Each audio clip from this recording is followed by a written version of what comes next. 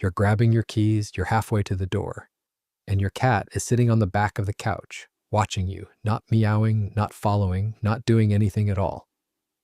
She blinks once, slow and deliberate, then turns away and tucks her paws underneath her body. By the time you've turned the lock, her eyes are already closed. You tell yourself she doesn't care. You might even envy it a little. That perfect, self-contained calm.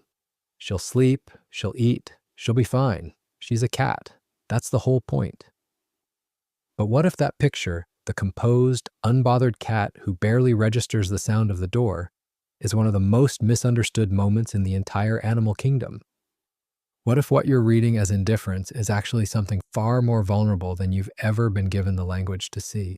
There's a moment that happens after you come home, something so quiet that most owners walk right past it, that researchers measured in a controlled study and found was statistically unlike anything the cat did the rest of the day. It may be the softest proof of love any animal has ever offered. But to understand it, we need to start much further back than the front door. We need to start with the lie. There's a story we've been telling ourselves about cats for a very long time. Cats are the easy pet, the independent pet, the pet you get because you work long hours and don't have time for the neediness of a dog. Low maintenance, self-sufficient, built for solitude. This belief isn't just casual, it's the number one reason people cite when choosing a cat over a dog. The problem is that when scientists actually tested it, what they found didn't just challenge the assumption, it quietly demolished it. For decades, nearly everything we knew about animal emotion came from dog research. Dogs were easy to study, they respond visibly, they cooperate in labs. Cats were dismissed as uncooperative subjects, and that gap created a vacuum filled not by data, but by myth. The myth of the aloof cat became the default not because anyone proved it, but because no one bothered to disprove it until 2019. At Oregon State University, a researcher named Kristen Vitale ran a version of the Secure-based test, a protocol originally designed to measure attachment in human infants. The caregiver enters a room with the cat, stays for 2 minutes, leaves for 2 minutes, then returns. What you're measuring is what happens during that return. Does the cat settle and explore? Does it cling? Does it avoid? These responses map onto secure and insecure attachment, categories used to study human parent-infant bonds for decades. What Vitale found was that 64.3% of kittens were securely attached to their caregivers. In human infants, the split is roughly 65 to 35. Cats matched it almost exactly. When she tested adult cats, 38 of them, all over a year old, the results held. 65.8% secure. And after 6 weeks of socialization training, the classifications barely shifted. The bond, once formed, was relatively fixed. It wasn't a habit, it was architecture. Vitale herself said that what most people read as aloofness, the cat who hides when company comes, the cat who bolts from a new room, those behaviors aren't signs of indifference. They're signs of insecure attachment. The cat isn't saying, "I don't care." She's saying, "I'm overwhelmed." And UC Davis researcher Michael Delgado went further, noting that the real percentage of securely attached cats may be even higher, because the stress of a novel lab environment can mask the very bond you're trying to measure. Science isn't unanimous here. A 2015 study by Potter and Mills argued cats showed no behavioral distinction between owners and strangers. But a growing number of researchers question what those tests actually capture.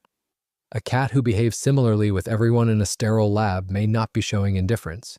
She may be showing generalized stress. When researchers compared owned cats with shelter cats displayed more proximity-seeking behavior, not less. The environment shapes how attachment expresses itself. A cat who loves you doesn't always look like a cat who loves you. What the research points toward is deceptively simple. Cats are not loners. They are social generalists, animals whose ancestral offspring caretaker bond has been quietly repurposed across thousands of years for the human on the other side of the couch. They didn't have to bond with us. Nothing in their biology demanded it. But they did. So if most cats are genuinely attached to their owners, what actually happens inside them when that person disappears for 8, 10, 12 hours? The answer is written in their bodies. You just can't see it from the outside. Picture your cat alone in the apartment. Midday light through the window. She looks peaceful. But underneath that stillness, 2 physiological systems are running that you'd never know about unless you measured them. and one is leaving a chemical record in her fur. When a cat perceives a disruption, not danger, just the absence of something expected, two stress pathways activate. The SAM axis floods the body with adrenaline, fast, immediate. The second, the HPA axis, is slower and deeper. Its signature molecule is cortisol, the primary stress hormone in cats. When cortisol stays elevated over weeks, it suppresses immune function, degrades tissue, and drives repetitive behaviors. The cat pacing the hallway, the cat grooming a bald patch into her belly. Those aren't quirks, they're symptoms. Cortisol gets deposited in hair as fur grows, creating a weeks-long biological diary of stress. When scientists analyzed hair cortisol across cat populations, they found significant elevations in cats with litter box problems and aggression, and a trend toward higher levels in indoor-only cats. The cats who seem safest may be carrying a stress load that never shows on the surface. A 2020 Brazilian study of 223 cats found that 13.45% met clinical benchmarks for separation-related problems, 1 in 7, and a 10-year retrospective of 136 cats with separation anxiety revealed that 75% of cats who urinated outside the litter box did so on the owner's bed. Specifically, not randomly, on the sheets that carry your scent. That's not spite. That's a cat seeking the strongest available source of her person's smell and pressing herself into it. A physiologically driven comfort behavior that looks exactly like something you'd punish her for if you didn't know what it meant. And the cruelest part is that cats are built to hide it. A cat in distress doesn't whimper or pace at the door. She fakes sleep. A cat performing what researchers call a fake nap will be curled in resting posture, paws tucked, eyes closed, but her body is tense, her tail wrapped tight, her ears upright and rotated forward, tracking every sound. She looks like she's sleeping. She's listening for the door. A schedule change alone can trigger it. Your cat doesn't need you to leave for a week. Just a shift in routine, you come home 2 hours late, the rhythm of the day changes and the stress response activates. Not because she's fragile, because she's paying closer attention than you realized. If your cat is carrying this low hum of stress while you're gone, what is she actually doing all day? The answer reveals how deeply she's tracking you, even when you're not there. She does sleep 10 to 13 hours a day on average.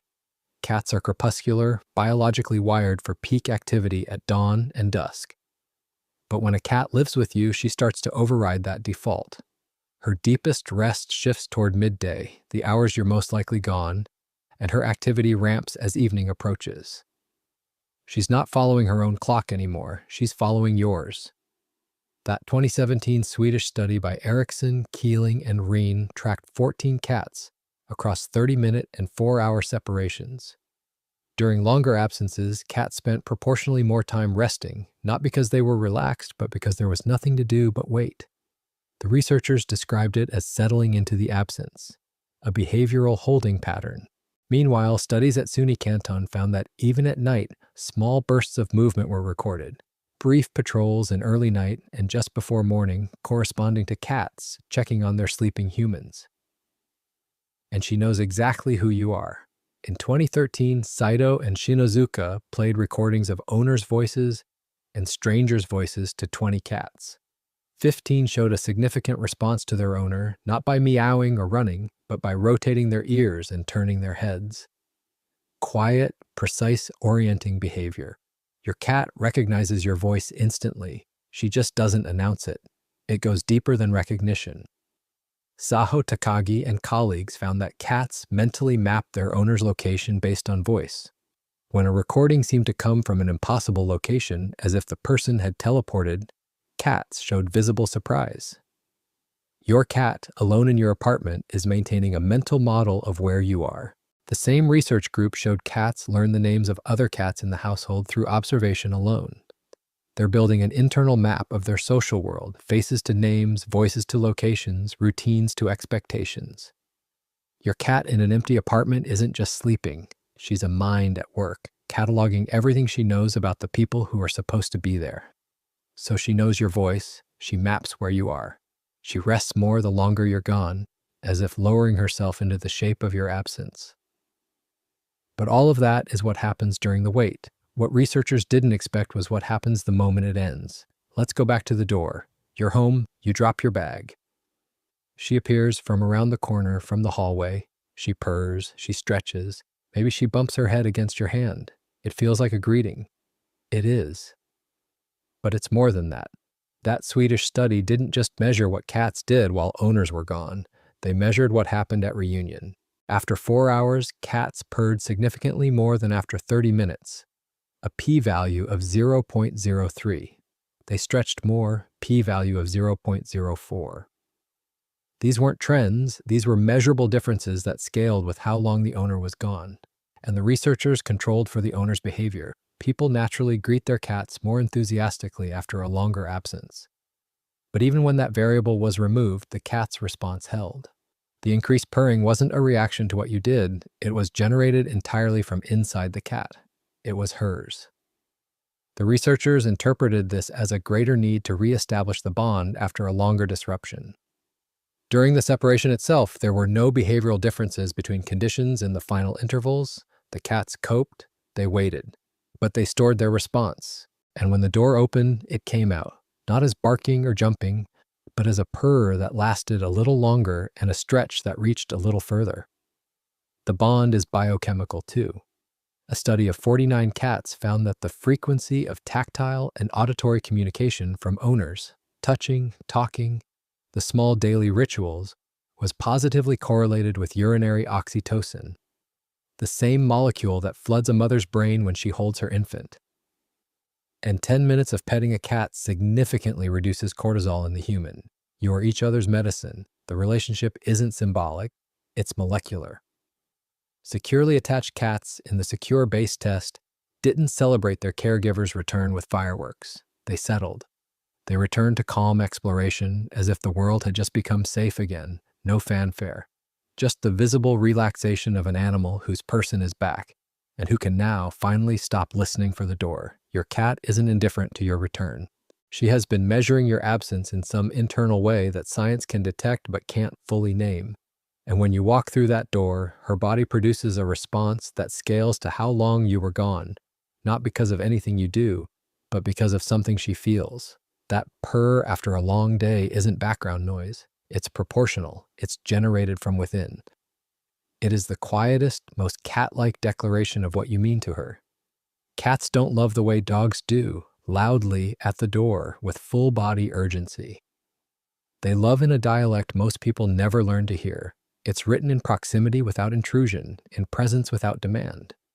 It's the decision to be in the same room as you when the entire house is available. A bond conducted almost entirely in subtext, no less real for being quiet. The science can't tell us whether your cat misses you the way you understand missing.